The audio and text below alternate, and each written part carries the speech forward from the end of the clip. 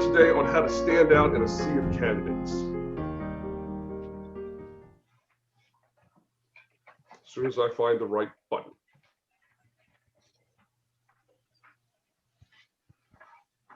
Okay, to understand this presentation, this slide will have 10 things that companies are looking for. The bullet points underneath, so there's 10 slides of what they're looking for. The bullet points underneath are how you can stand out to get a better chance of landing the job you really want. At the end of this, we'll have a question and answer session. And if you'd like a PDF of today's presentation, go ahead and email me at dan@continentalsearch.com. I'll have it to you next week.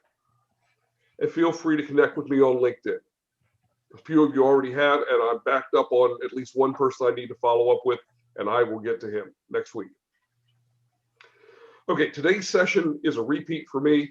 I was asked to present a session on this topic for the American Meat Science Association Student Leadership Council. I did that in December, and this session is developed basically for grad students who are entering the workforce. But if you're further along in your career, focus on showing the things that you've done professionally instead of academically. What companies are looking for? They're looking for accomplishments and practical experience, internships and team players, practical research and communication skills, presentation skills and follow through, references, and that you're there for the right reasons. These are the 10 things we're going to talk about today.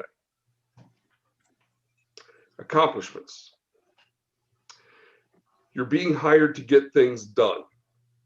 Show that you get things done. Show that you've gotten things done in your life. Here are some examples of things that a lot of students have done that will show that you can accomplish things. An Eagle Scout. Maybe you were the Dairy Princess. Maybe you won a poster contest, or you were number 3 in a big poster contest. You had scholarship money. Maybe you're Mensa. I'm sure most of the people on this call, Mensa. Or you have athletic achievements. You went to Toastmasters. Or you were in leadership in your fraternity or sorority. Now, I will tell you that I've been recruiting for 29 years, and I don't care how old someone is. If they have been an Eagle Scout, I will tell them to put that on their resume. If they've been a Dairy Princess, there is not a Dairy Princess whose resume that I have seen that I have not called the next day. These are people who have accomplished things, who have certain skills and attributes. Okay? Look at what you've accomplished and talk about that. We're going to talk about Toastmasters for a moment, because the ability to communicate well with others, to make a good presentation, is not something that most people are born with. But there's a group out there that will help you, and some college campuses have their own groups of Toastmasters. I think it costs a whopping $10 to join Toastmasters. And they meet every month or so, and they will develop your stand-up presentation skills, and it will be done in a safe environment. The finest speaker I know, a couple of finest speakers I know are graduates of Toastmasters. And in that, you will come in and do a 1-minute presentation your first time on the topic of your choice, and then it will be critiqued in a very positive way. And then you do longer and longer sessions as time goes on, and you become a more accomplished speaker. So if you're having trouble with how do I stand up in front of others, or how do I build my confidence, Toastmasters is a great way to go. Another thing that companies are looking for is practical experience. They want to hire people who understand what they do, or at least understand who their customers are. Be prepared to discuss applicable part-time jobs you've had, internships you've had, family connections. If you grew up on a farm, or you grew up with your uncle running a butcher shop, or mom worked at Smithfield, or dad worked at Tyson, or practical experience from your research projects. Have these things on your resume if they're applicable. Be able to talk about them. The family connection thing. I'll give you an example. My father worked as the parts manager for car dealerships all his career. I know more about how car dealerships work than most people out there, just because Dad talked about it a lot over the dinner table. Or on the weekends, I would go in and help him set up his parts department when he got a new role. I learned about that and have some, albeit now dated, experience with that. If you've learned from things around the dinner table, or you worked at the farm down the street, or you had exposure to anywhere in the food chain that where you want to be or something close to it, be able to talk about that. If you grew up on a farm, have that in your cover letter, on your resume. You're going to want to see practical experience. You're going to hear me talk about intern. If you're still in school and you can get one, get it. Discuss who, what, when, and how when you're in an interview. Be able to tell a 1-minute story. Yes, I did an internship with Tyson where my job was to check in on the paperwork for quality assurance. I did that last summer down in Arkansas, and my boss was so-and-so, and he's ranked #1 in Tyson for this. And what we accomplished was we were able to reduce blah, blah, blah, blah, by 4% by doing da, da, da, da, da. And I could take that experience here and be able to show you that I can analyze data well. Be able to talk about what you did and why you did it. Companies like to hire team players. Companies have hired enough problem employees. They don't want to hire anymore. So they're looking for people normally that are team players. Be prepared to answer, how would others describe you? Provide examples of successful teamwork in life and school. Show them that you can be fun. I liked him is the first thing most interviewers tell me after a successful candidate interviews. I want to hit a couple things here. If you are a team player, show it. If you are not a team player, don't lie about it. It will bite you in the tail later. If you're not a team player, make sure you are interviewing for a role where you don't have to be a team player. There are roles out there like that. If you're a total introvert and you really don't want to interact with a lot of people during the day and you don't play well with others, don't get in the sandbox to play with others. You'll just be disruptive and you will get canned. Nobody's smart enough not to get canned if they're that disruptive. So if you are a team player, show it. If you're not a team player, make sure to look for jobs where you're not. Now, examples of teamwork in life and school, obviously athletics, the marching band, your fraternity, things you may have done in church or social groups where you have interacted, been part of a valuable team there. In decades of interviewing, I can tell you that when I debrief a client after the interview, when I talk with them and I'm looking for, do they have the skills you want? Do they have the soft skills you're looking for? Can they accomplish what you want? And those are the things I go for. And I'll talk to the most sophisticated executives out there. And typically what they start with was, I liked her.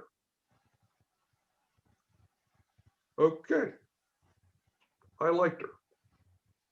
They're looking for you to connect with them in the interview. Show that you're a team player, show that you can be fun and that you would be fun to work with. That will help you stand out in a sea of candidates. Practical research. Companies want to hire people who understand what they do and who their customers are. Discuss your research projects, how the studies are applicable, and the 3 biggest takeaways from your projects. My thesis was on blank. It was sponsored by a blank, and we were looking to discover blah, blah, blah, blah, blah. Well, what we found out through da, da, da, da, da, was boom, boom, boom. And this will be applied in their next product that does blankety, blankety, blank. Okay? Make sure you're choosing projects that are practical. If you are studying the mating patterns of honeybees, make damn certain there's a market out there for companies that need to hire experts in the mating habits of honeybees. Now, I'm sure that's very important, but you need to find an employer that also believes that. Okay, make sure the projects that you're working on are applicable. I had a candidate recently graduated from, I want to say, University of Kentucky or something like that, in beef nutrition with his doctorate degree. And the company that interviewed him said, he's very smart, very personable, but he didn't do anything that's applicable at all. He says there's nothing that he's done that can be taken out to the field. He says the university used him. Make sure that the work you're doing is practical. That's what employers are going to be looking for. Academia, that may be a whole different ballgame, but this session is geared toward industry. Communication skills. I have yet to see a professional job in the animal or meat sciences that calls for excellent texting skills. Have not seen it yet. Casey, you like that, huh? Yep, yet to see it. Now, what they want with communication skills, show them that you have excellent verbal communication skills, that you can complete a sentence, that you have good written communication skills. Grammarly, for the love of God, invest in Grammarly. It will make your writing pop. Can I just say something real quick, Dan? Absolutely. That writing is a very lost skill in the majority of us today. And you really need to be able to write not just a journal article, but beyond that.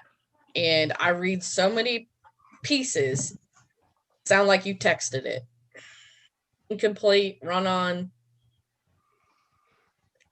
It is absolutely important that you have that and have maybe a showcase of skills beyond just your thesis. And it doesn't have to be a peer-reviewed journal article. I'll tell you what, Grammarly is a great tool. It will help you write a better email. It will check your grammar, your punctuation. It will tell you when you've written a sentence poorly and suggest how to rewrite it better. If you're a great writer, fabulous. If you're not, find a tool like Grammarly, because they want to see that you can write well. They want to see that you can talk well. They want to see that you're looking them in the eyes. And they want to see that you have good, solid presentation skills. Let's talk about presentation skills. Present yourself professionally in these ways. Appropriate attire and hygiene. Show up looking good. And be dressed appropriately. Ask, what should I wear to this interview? There's nothing wrong with that. Somebody set up the interview. Whoever set up the interview for you, write back, what's appropriate attire here?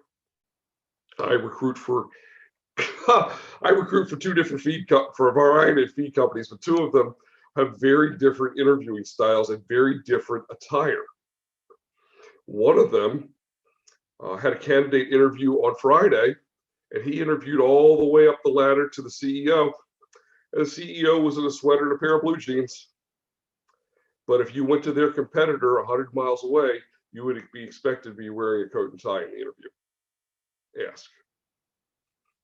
Now, ask if you're going to be touring any place where you should be wearing shoes that are right for that. If you're going someplace and walking a feed mill, you're walking a production facility, you're walking a farm, make sure you know what you should be wearing, particularly on your feet. Show up on time. Somebody in the last session asked me how early is too early to walk in. Anything before 10 minutes, that's too early. Doesn't mean you don't sit in the parking lot for 20 minutes. Another thing about presentation skills, answer questions without telling your life story. Answer the question and shut up. If they wish to know more, they'll ask. But if you ramble and go on and go on and go on and go on, and then tell them about Cousin Sue and Mary Beth, then they're going to get bored really quick. One of the best nutritionists I know was interviewing with one of my clients, and he kept shooting himself in the foot through a series of interviews because he couldn't shut the hell up.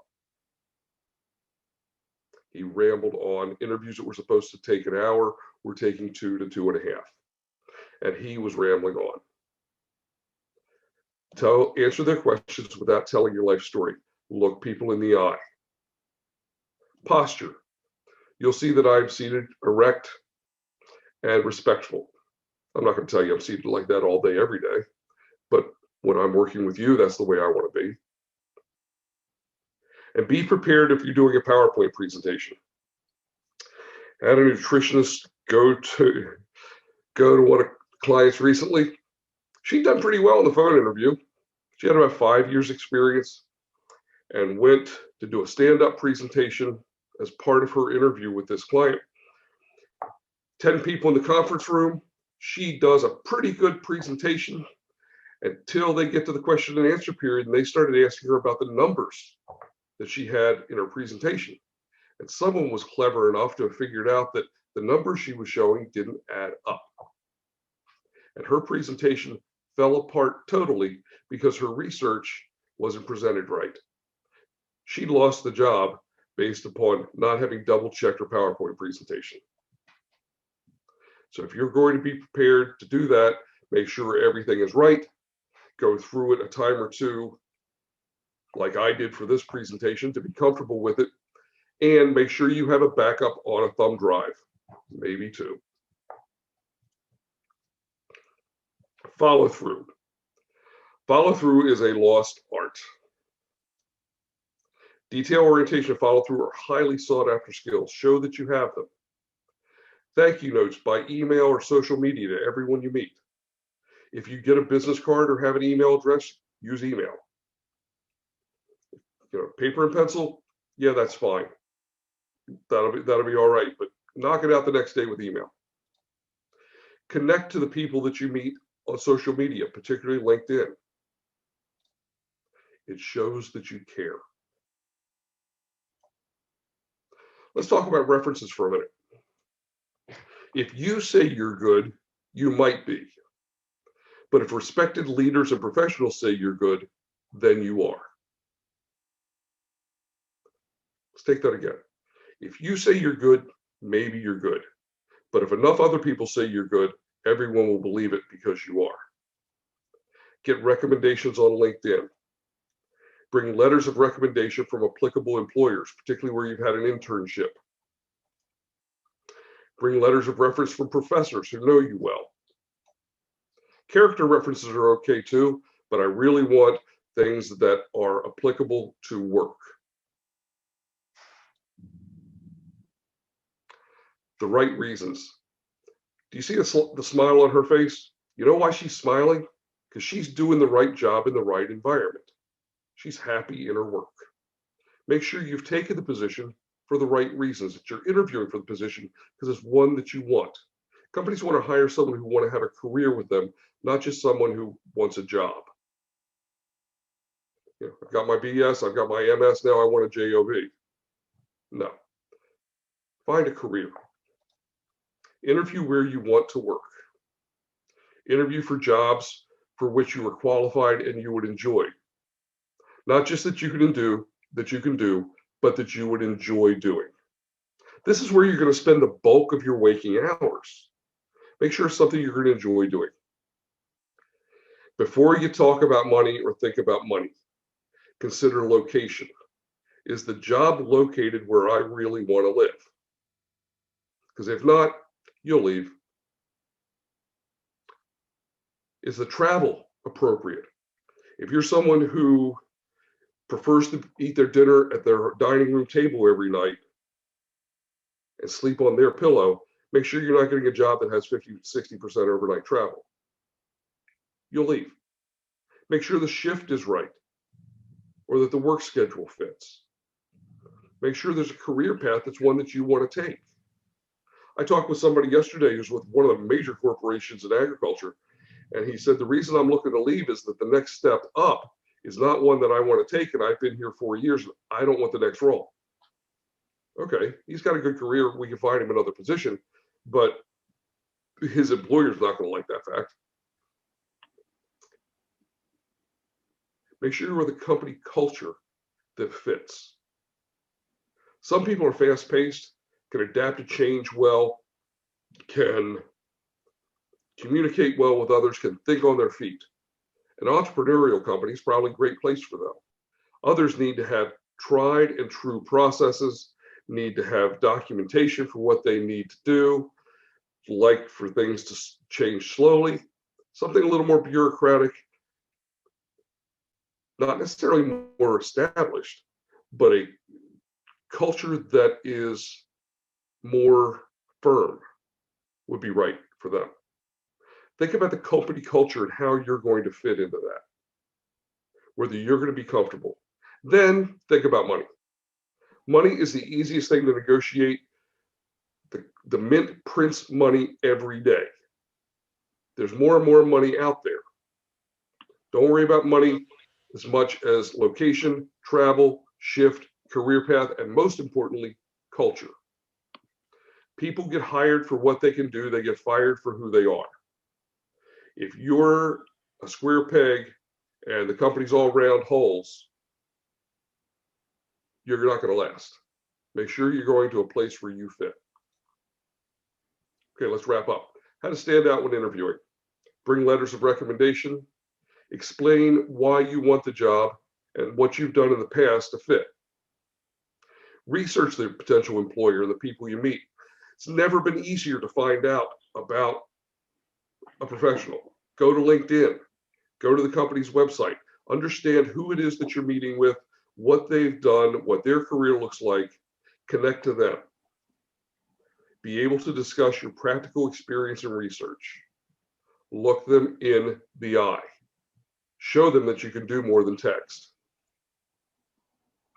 Prepare and follow up exceptionally well. Quantify how you've prepared for this career. It's not just, hey, this is what I want to do, and blah, blah, blah, blah.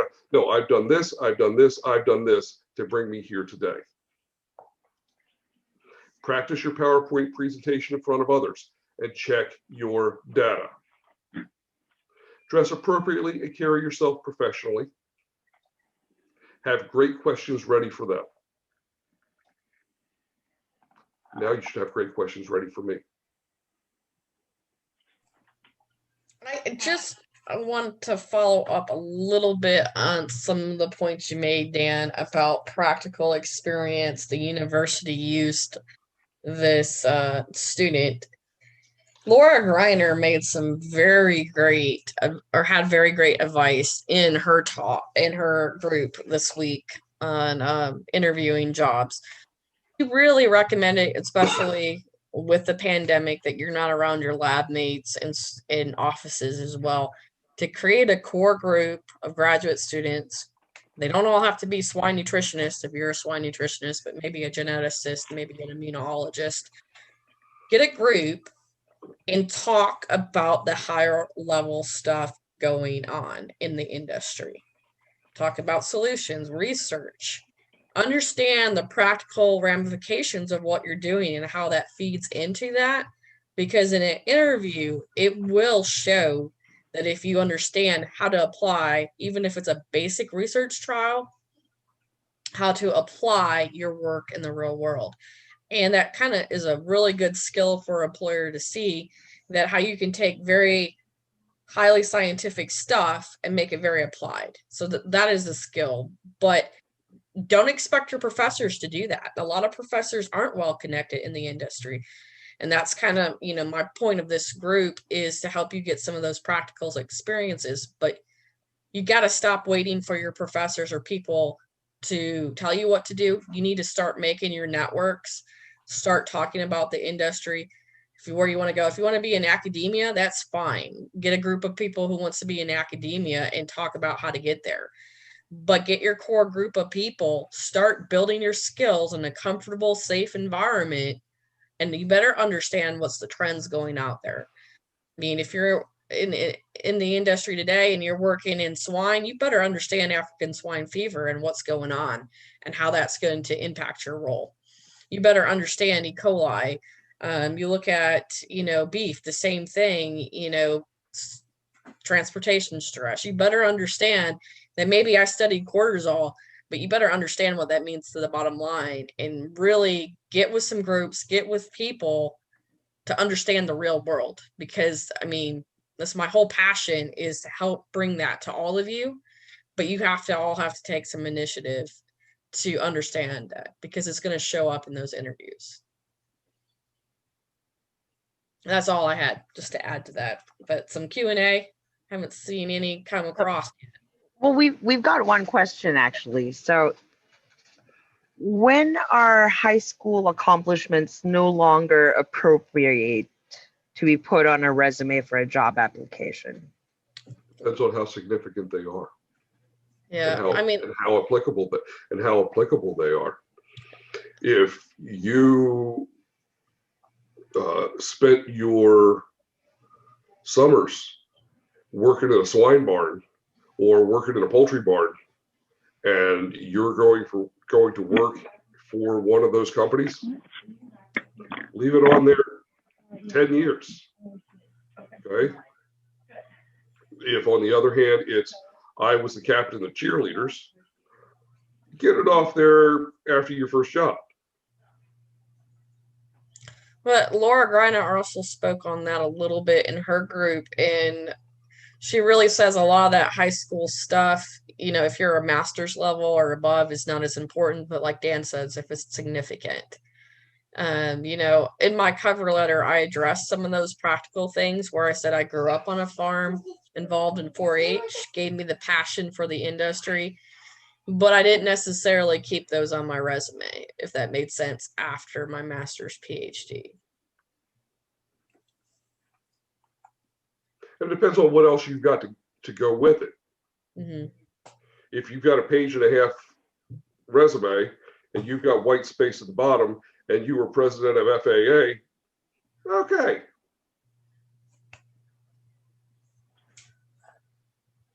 So I'm going to pick on Monica in your role at Maryland.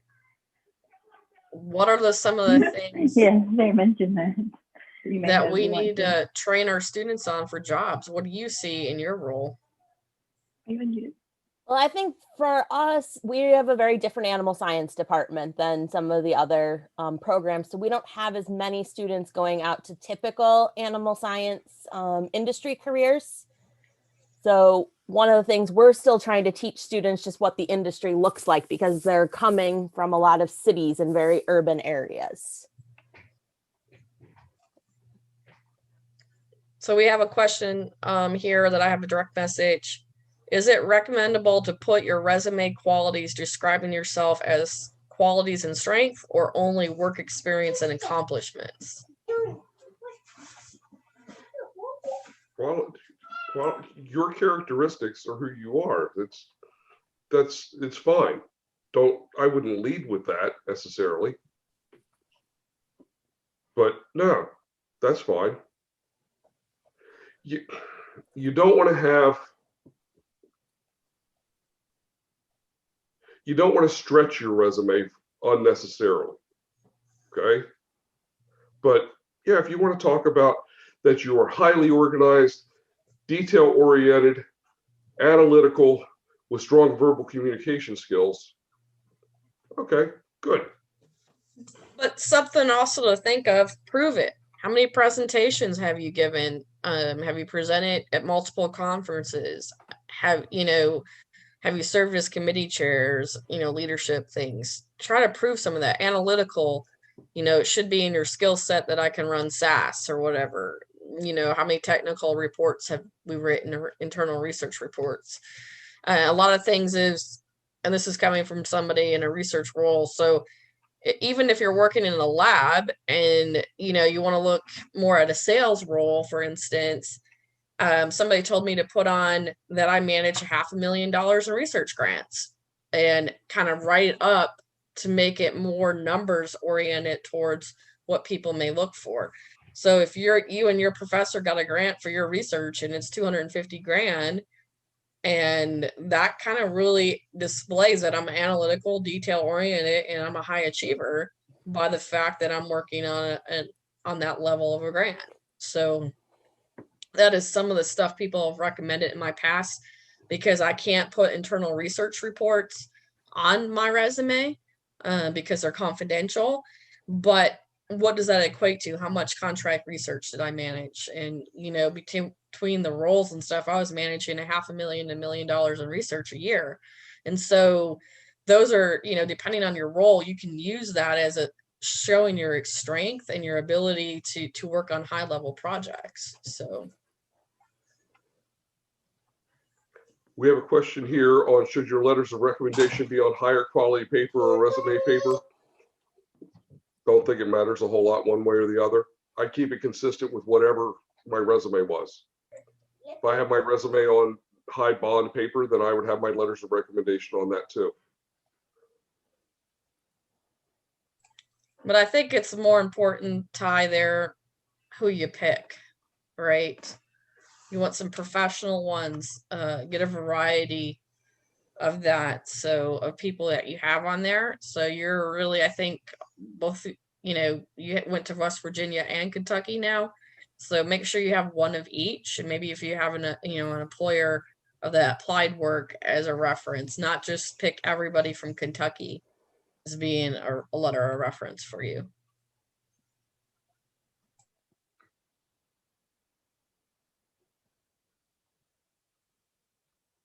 Okay, as we have a minute, there's one other thing I wanted to share. Be able to have your elevator speech. Okay, when they answer the question, when they ask you the question, tell me about yourself. It's a crutch. Most interviews don't know how to interview, so they start with this one. Some are clever enough to use it as an icebreaker. So you want to make sure and get this right. Okay.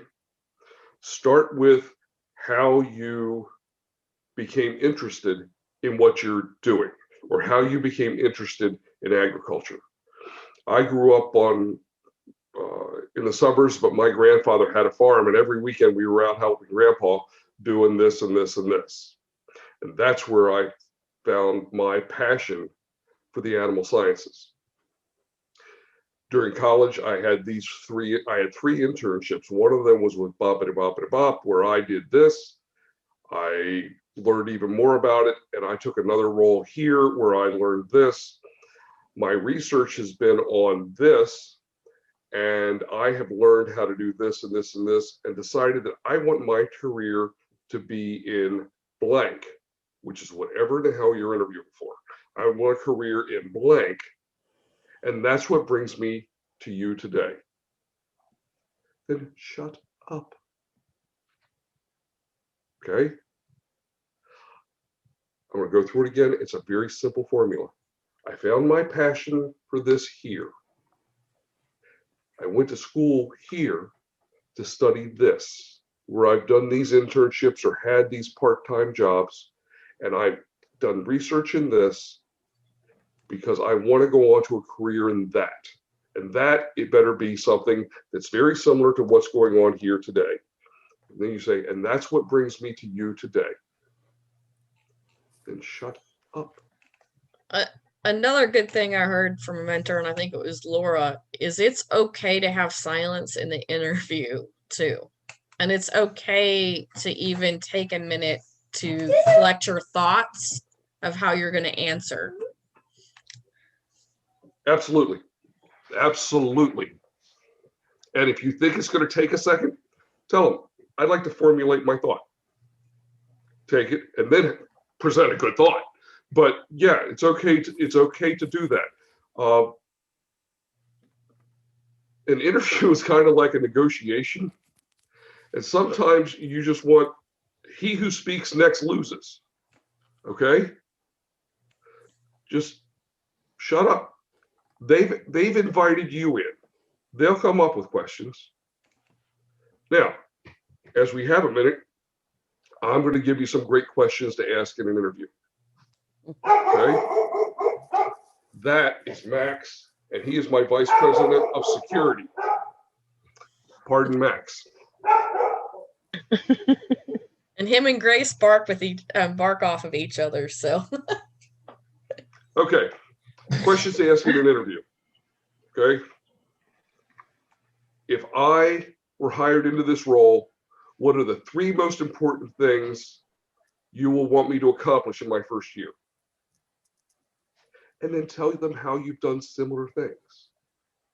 Okay, what are the 3 most important things you want me to accomplish in my first year?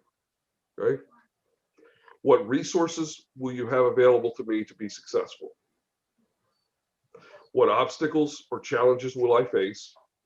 And then tell them how you've overcome those obstacles in the past. Well, you're going to have to break open a new territory because nobody's been in this territory for the last 4 years.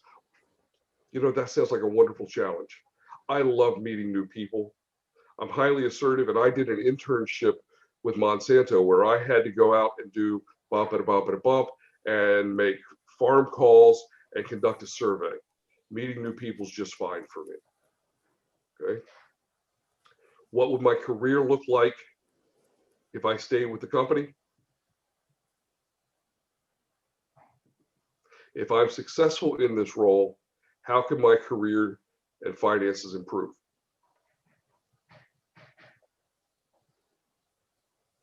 okay, we have. Sorry, you want to wrap up, and then I have a question. So. Yeah. So it's, what do you want me to do? Oh, the other question in there, I knew it was one I was missing. That's why I had to come back. Who am I going to work with? What are the roles of the people I'm going to work with? Okay. It's a very easy way to understand it.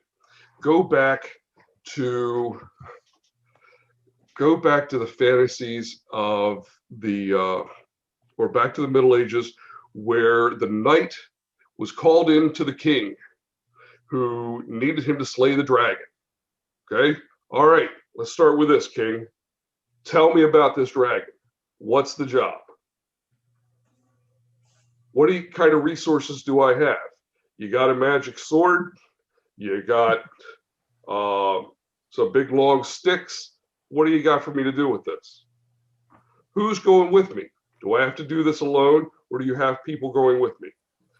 What are the challenges and obstacles along the way? Are there trolls in the woods? Is there a witch under the bridge? Okay. And if I accomplish this, what do I get? Okay. If I'm good at this, where do I go from here? Okay. If you keep that basic thing in mind, it will line up all your questions. Now, maybe that's silly, but it's how I remember it. Okay. Yeah. So I love that analogy. Yes. The other question, and it fits into some of those questions I think you gave them to answer this, how to know about the company culture and who will you work with? That was one of the questions you had in there, in case that you don't know anybody in that company or you're not connected. Like if you don't know much about it, company culture. Because Vic spoke on this, that he never got to meet anybody he worked with in one of his roles that just didn't work out. You know, it was just really odd interviews, not very personable, and, flew up, hindsight, lots of red flags, right? As he said, but at the moment, he didn't think anything of it. He was thinking of a career advancements and stuff. Are you looking for questions to ask and how to find out? Yeah. Okay. The culture. Okay.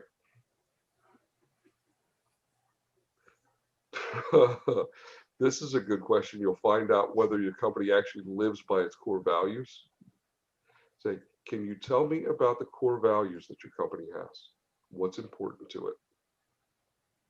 Now, if the person rattles off their core values like this, you're going to find that you have a very strong culture that's probably with those values ingrained in them. Okay. I have one client, one of my favorite clients, that the managers will have the core values laminated and in their wallets, or will have them framed on their desk. Okay. That's a very strong, in this case, very positive culture. Other companies, I can tell you don't live by them because They don't treat me the way their core values say they should treat one another. So ask about their core values. Another question to ask is, and here's a nice way to put it. I'm sure you're quite accomplished in your career and have had lots of options. Why do you work here? Why have you chosen to stay here? Another one. Core value. I would say just ask to meet people in COVID times Yeah. that may be more difficult. But if that's difficult, let me talk to the people who's going to be on the team, you know, my peers on my team. Can I talk to them? Because before I talked to a company and I talked to one of the people that would have been my peer, I didn't even apply after speaking to that person because I just could tell that it wasn't the culture I wanted by talking to that person. There's some Virginia Tech people on here. This story is from a graduate, master's degree, dairy nutrition, master's degree in dairy nutrition from Virginia Tech about 10, 15 years ago. There's a job in Lancaster, Pennsylvania for a feed formulator, and I knew she was it. I got her an interview, and that was back when Skype was pretty new, but they did a Skype interview with her, and they loved her. She had asked good questions and got good answers. They called me up and says, offer this, this, and this. And she said, no way. She says, I want to meet them. I want to go up there and meet them. She says, if I like them and the place is nice, I'll sign the paperwork there. But no, I'm not doing this over Skype. And she stayed with them for a number of years, had a nice career. She was clever enough to know that who you're going to be with is very important, or at least to her it was. For that type of role, especially because they're ingrained in the office and operations, that it better be a positive culture. I would say one of my jobs that was an office job, I loved what I did. I loved the customers, but the office culture that I worked in was toxic. That was probably what soured me the most of that job. Not what I did, not my customers, not how I was respected by management, but the toxic culture in the office. And in hindsight, seeing that was probably a big impact of why I left.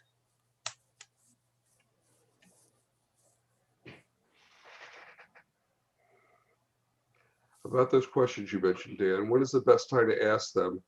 And what if during the interview they don't ask me if I have any questions? Okay, that's a great question.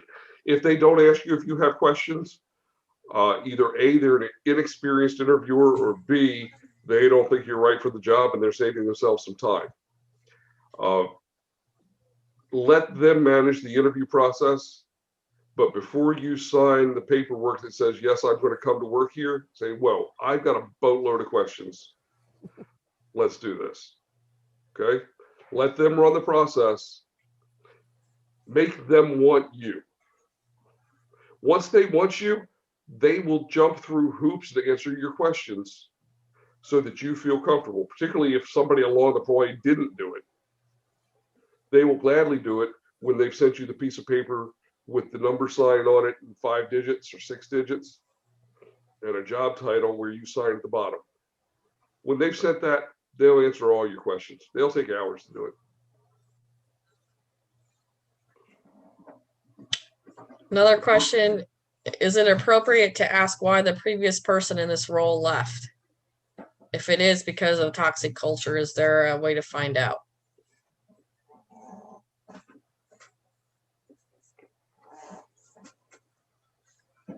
That's where your network, Edward, comes in handy. I think we spoke a little last week, and then in some of the mentor groups. Laura, you know, you have me, that I'm very connected in that industry, and right or wrong is my opinion. But look on LinkedIn, who's connected to that company, who may be a second on your LinkedIn profile through your first connection, or find out with your, first connections who may know somebody that works there to find out that story. And why. Mr. Employer, would you tell me about the person who had this job before me? Mm-hmm. Were they successful? If yes, what made them successful? If they weren't successful, why weren't they successful? Okay. Now, the answer may be, and this is what you want to hear is, oh, this is an expansion position. Nobody's ever done this. Okay. Yahoo! Or so-and-so's retiring after 25 years in this role. Whoopee! But, oh, we burned through this role for the last three people in the last 3 years. Check on LinkedIn to see who's had this job before. But if you want a nice way to put it, think about Mr. Employer, think about the person that was in this role or is in this role now. Are they successful? And if yes, what makes them successful? And if they turn around and say, well, I'll say, okay, why aren't they successful? I want to be successful in this role, so I want to know what it takes to be successful. I don't want to fail. So if somebody's failing, I want to avoid that. I want to make sure I'm not that person. So yeah, ask. Is it advisable to mention if you've been sacked by your former employer? I sure wouldn't start with that. Tell the truth. Tell the truth. And show how you learned from it.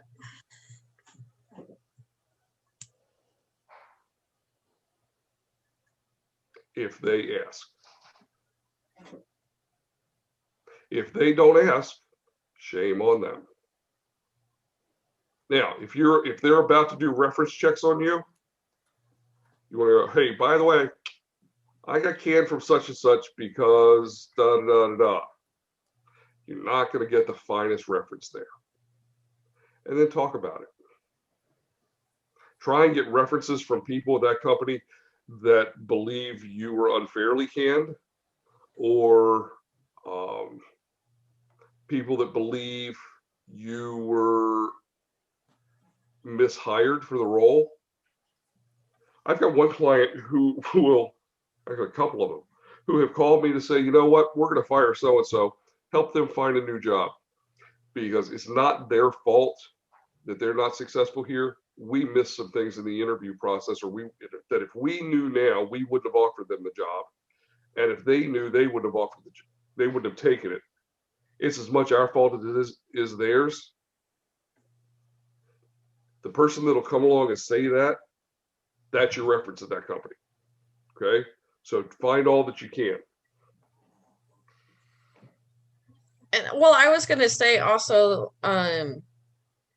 there is some legal things that when they, not saying this is what really happens in the real world, but legally when you can ask them if they can contact your previous employer, and you can say no a lot of times in the application. But legally, when they call your previous employer, the only thing they're really allowed to say is, did they work here and are they rehireable? And that's kind of why you select different letter. They're going to know something's up if one of your references isn't, from a previous job. A lot of times, though, it's different with a fresh grad because we know why you're looking for a job, but somebody like me switching roles, it may be secret, and I can't have them talk to anybody internally because I'm looking for a new role. So you also have to be very careful. I've heard a lot of people, and it happened to me, that somehow it got out. Somebody broke confidence and it got out, and my employer found out I was looking for another job. Before 2 days before I was going to give my two weeks notice. Did not end very well. It was really quite embarrassing, inappropriate for both sides. And so, if you are one of the professionals on here, be cautious of that. Be cautious of who you talk to about different roles, which makes it hard. But, you just have to be cautious of how you walk through that too. Someone wants to know, what are the key aspects you check in a resume? Check to make sure your dates are right. Make sure that your grammar is correct. Make sure that you have listed your thesis and your dissertation. Make sure any awards that you have won are out there. Make sure you have quantified and qualified your experience. Quantified and qualified your experience. Not I do a lot of sales positions, so I'll use this example. Managed a 3-state territory for dairy nutrition. No, that's crap. Okay. Developed a $1 million multi-state territory with 40 customers into a $2 million territory with 80 customers within 36 months. That's what you want to do. Quantify and qualify. Use numbers, use dates. Whenever you can, quantify and qualify. Those are the things I would most recommend. I believe we have time for 2 more questions.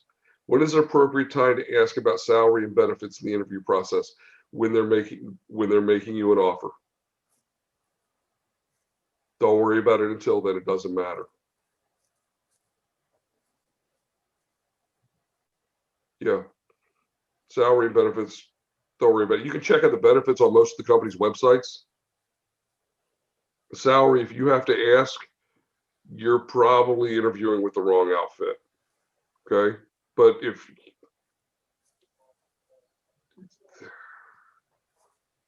wait until they bring the money thing up. So the interview doesn't offer you the chance to ask questions in the end. Should you refrain from asking if you have a couple questions? Go ahead. If they've forgotten to ask, they're going to feel silly and go, oh shit, I should have done that. Or if they're inexperienced, you'll teach them. If they didn't give you the chance for it, it's kind of rude. So call them on it. You've got nothing to lose. You don't have the job anyway. You're not going to take the job until you get the answers. So, you know, I was wondering if I could have the opportunity to ask a question or two. And then, boom. Make sure your questions are good, though. Start with your best one.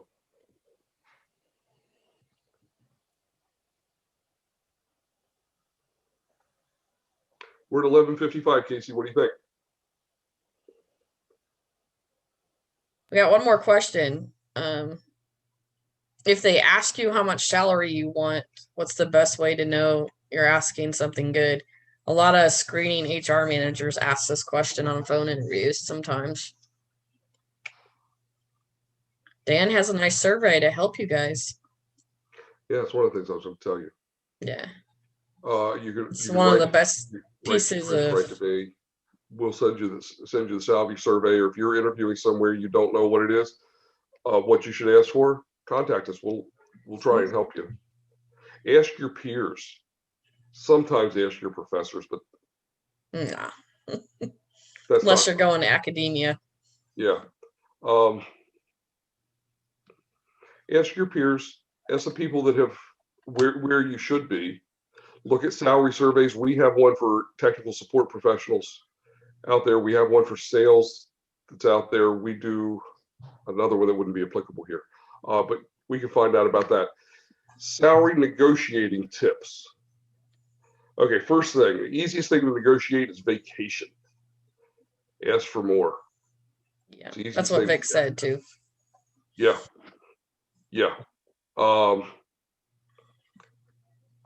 Another thing to ask for, relocation money. If you're moving, ask for help. Okay. And that's, I told the students, make sure you're not being nice, thinking you're going to save them money and do a U-Haul yourself. Make them move you. Make it easy on you. Yeah.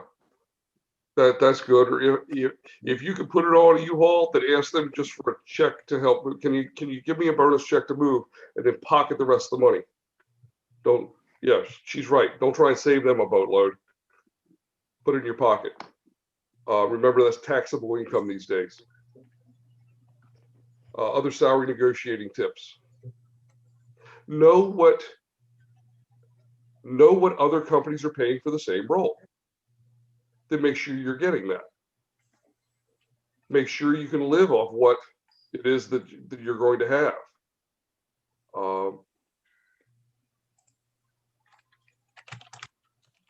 Work with a recruiter when you can. They'll negotiate for you. Other salary negotiating tips. I haven't negotiated a salary for myself. I've got one. I do have a tip. Oh, sorry. Trish, you're on. Well, since there's a lot of fresh grads out here, if you know you're worth more, because, you know, without naming any names, there are some companies out there that will try to lowball you, but you know you're worth more, be able to defend why you're worth more. Yeah, and Trish, somebody, Morgan asked, and I told her to email you if she can get that salary survey because she's going to start looking for new jobs. Sure. But what I was going to say, especially if you're a new grad, I know there's people who are going to lowball you. And Dan and I went through this in my first role, and he really fought for me.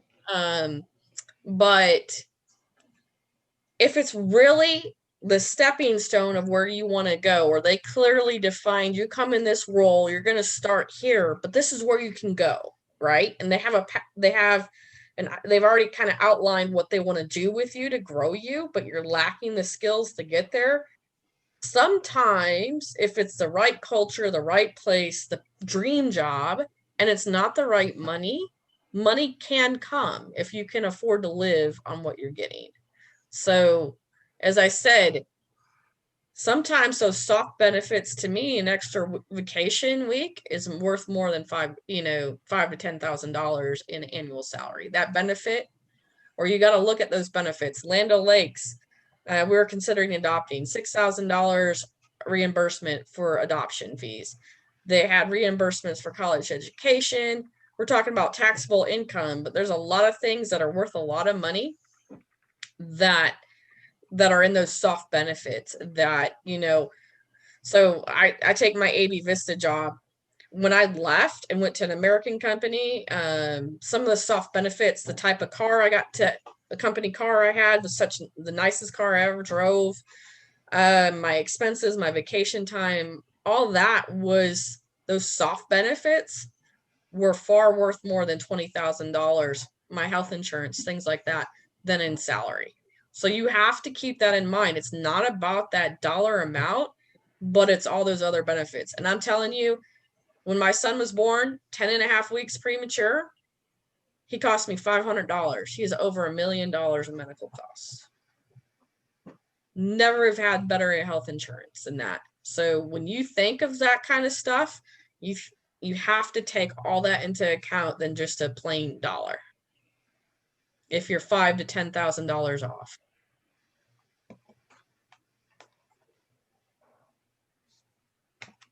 I hope it was helpful. Yeah. If you want a PDF of the slides, that's fine. Casey, we'll have this presentation up so somebody can listen to it again later. Yep, that's the goal.